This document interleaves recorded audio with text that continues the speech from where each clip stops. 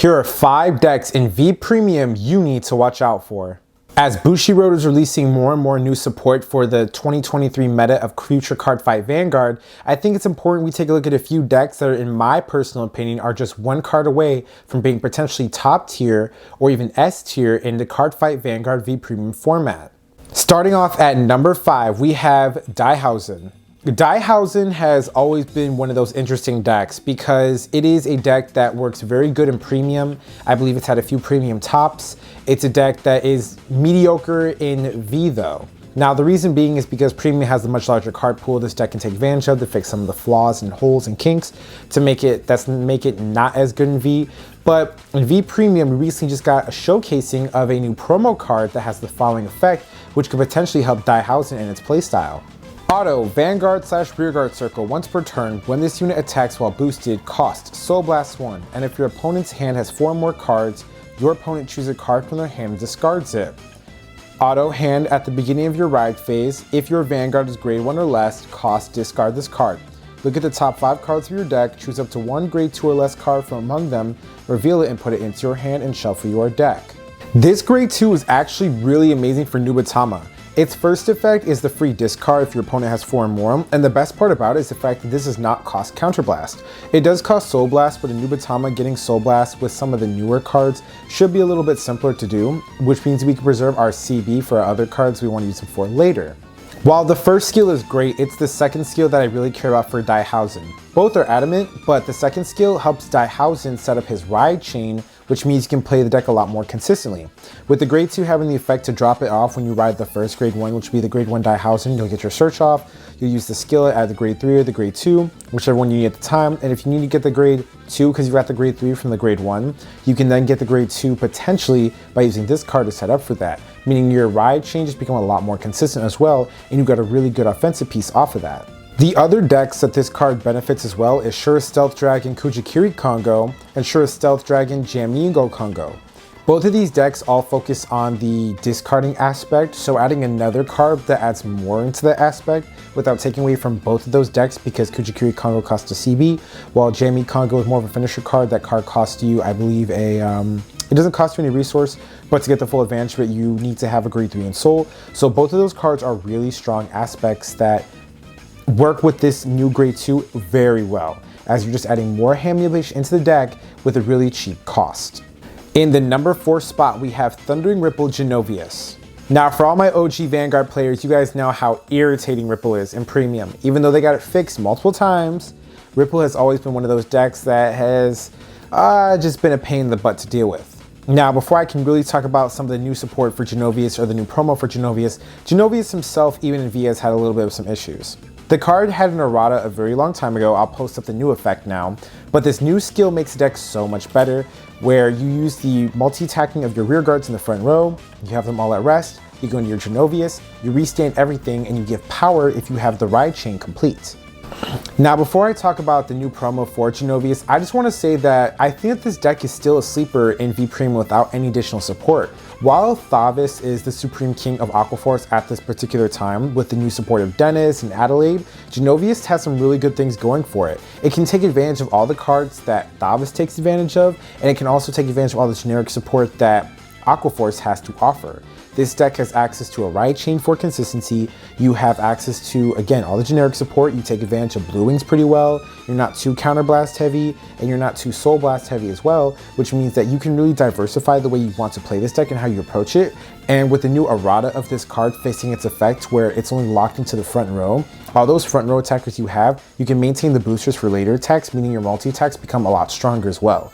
Meaning this deck has great access to both front triggers and critical triggers as viable strategies for any Genovius build you want to play in V Premium Aquaforce at this time.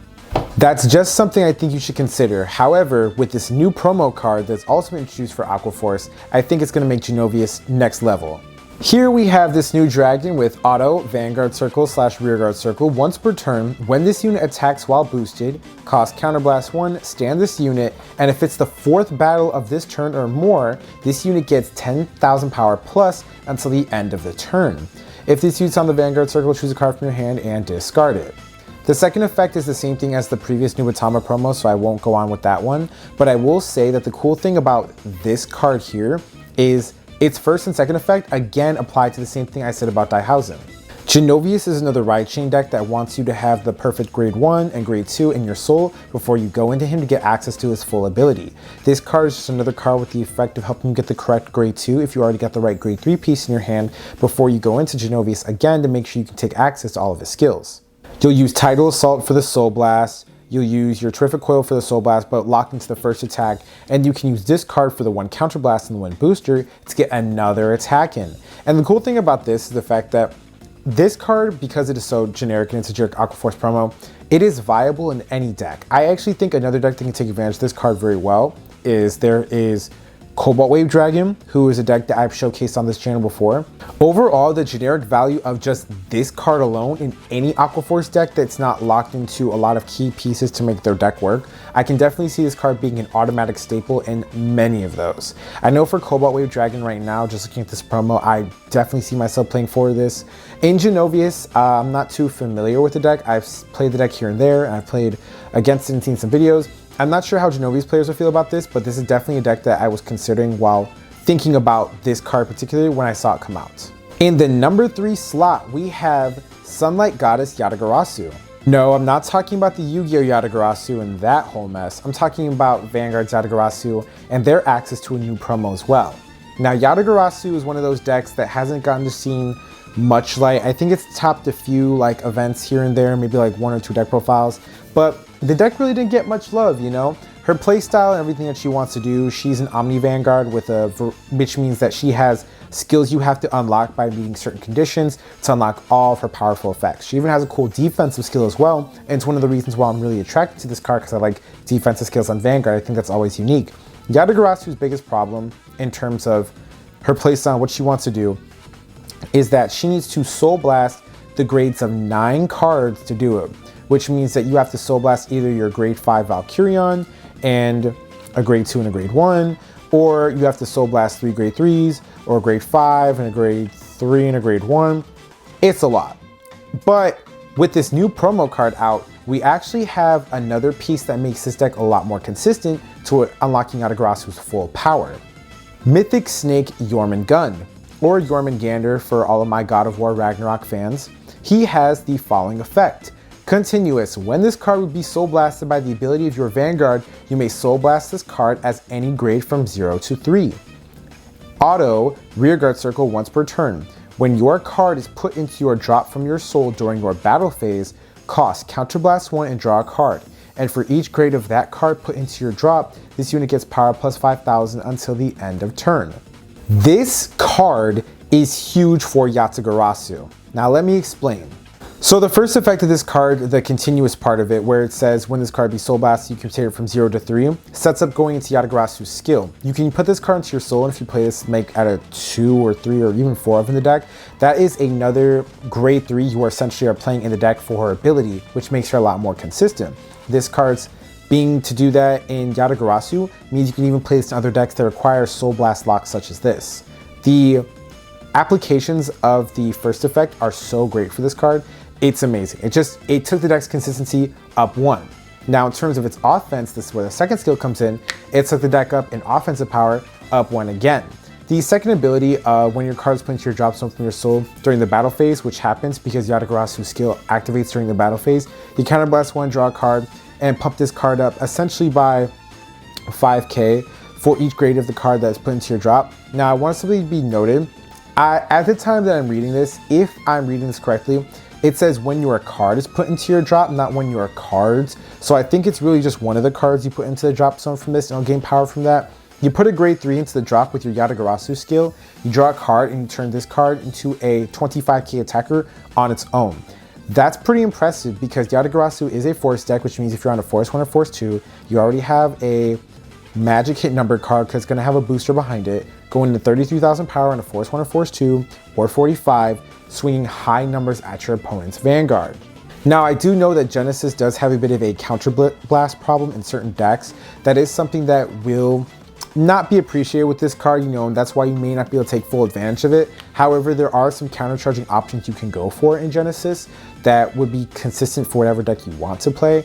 Or another option that is great for this card is the fact that the first effect just does so much on its own that taking advantage of that second skill every once in a while might actually be worth it.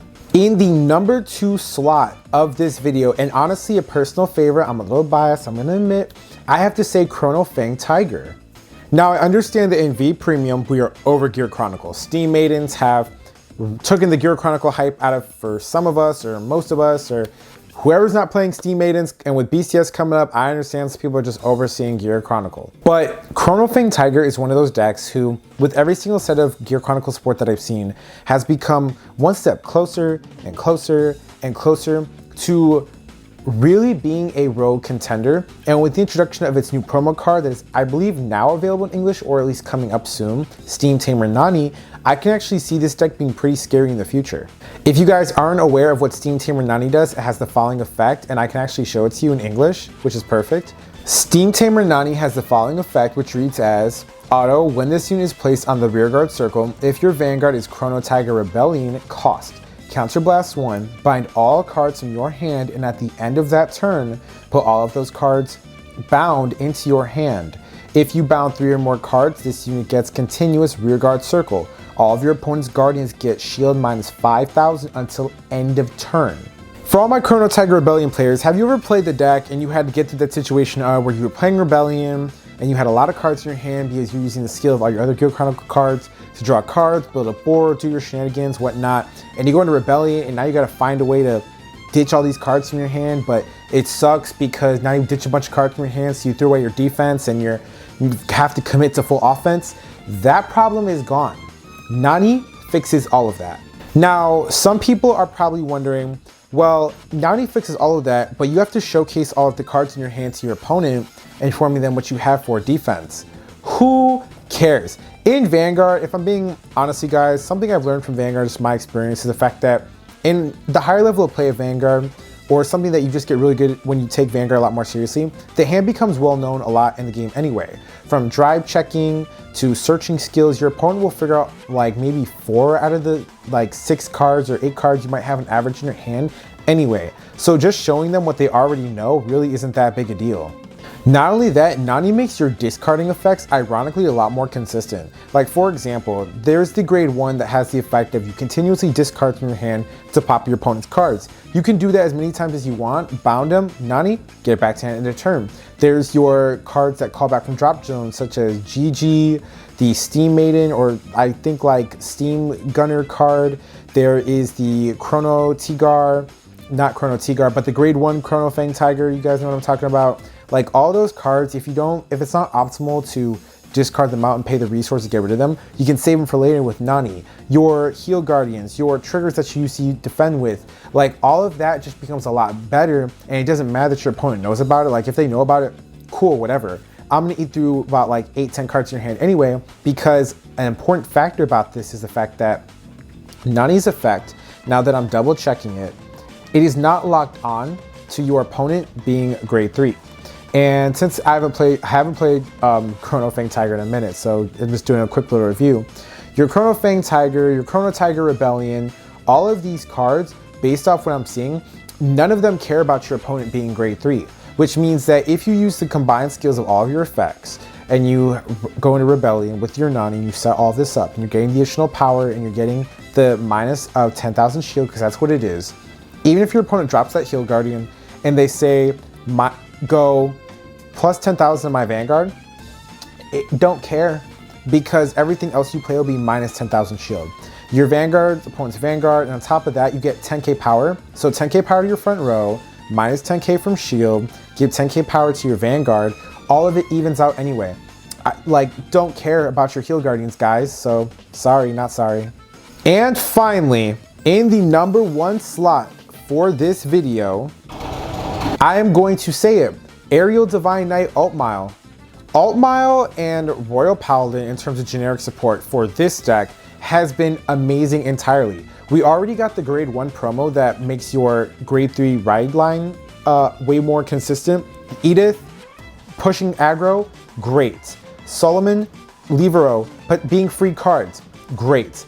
Altmile, if not, has one of the best grade 2 rush games in V Premium Vanguard.